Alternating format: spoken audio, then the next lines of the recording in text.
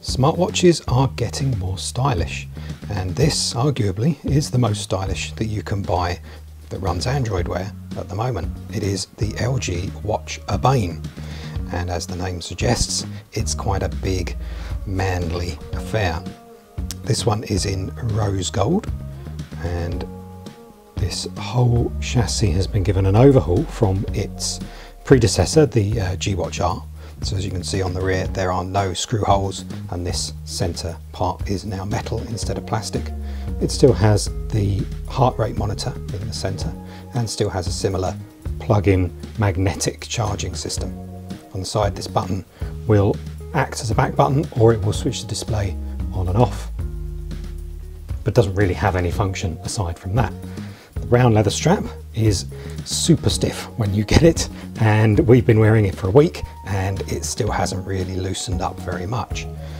Now, the Watch Urbane runs Android Wear 5.1.1, which is the very latest version of the software, and you'll only find it on the Watch Urbane at the moment.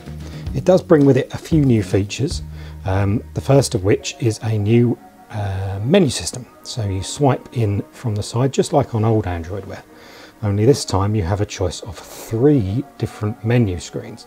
That might be more menus than you really wanted, but there it is. This is a standard view for frequently used apps.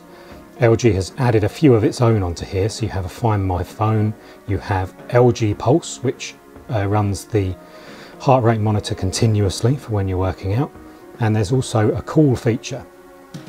Now that requires the installation of an app on your phone and will let you make calls with your watch, sort of. The phone needs to be connected to a Bluetooth headset, and in our tests we've done, it doesn't always seem to recognize that and just won't connect. So that's one of the changes in 5.1. Now let's just have a look at the other.